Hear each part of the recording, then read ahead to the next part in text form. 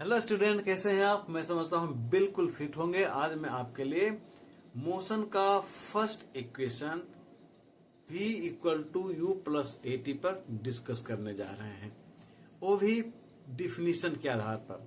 Acceleration का जो definition है, त्वरण का जो परिभाषा है, उसके आधार पर मोशन का पहला इक्वेशन, मोशन का गति का पहला समीकरण को हम डिराइव करने वाले हैं। तो पहले हम ये समझ लेते हैं कि एक्सेलरेशन कहा जाता है किसे। हिंदी में एक्सेलरेशन को त्वरण कहते हैं। तो त्वरण है क्या? तो पहले इंग्लिश में देख लेते हैं। The rate of change of velocity with time is called acceleration. Hindi में बोलेंगे वेग में परिवर्तन की दर को त्वरण कहते हैं। ठीक है। तो जब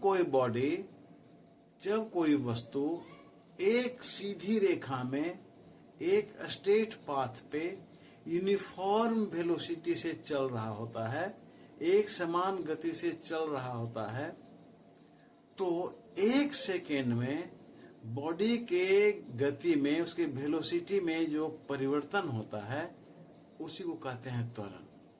तो मान लेते हैं कि कोई बॉडी है, कोई वस्तु है जो किसी समय इस स्थान पे था, और उस समय उसका वेलोसिटी u था।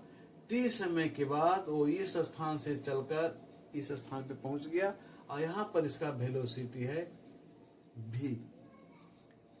तो इसका एक्सेलरेशन क्या होगा, त्वरण क्या होगा?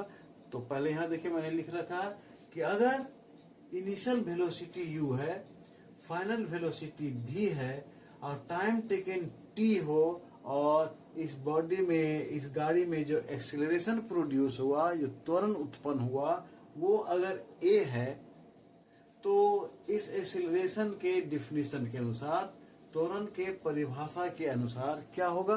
ये कह रहा है वेग में परिवर्तन की दर को। तो वेग में परिवर्तन मतलब final velocity minus initial velocity divide by time taken. तब हमें प्राप्त होगा कि एक सेकेंड में उस बॉडी के वेग में, उस गाड़ी के वेग में, उस वस्तु के वेग में कितना परिवर्तन हुआ। तो मैंने यहां लिखा है एक्सेलरेशन के परिभाषा के अनुसार acceleration equal to change in velocity divide by time interval.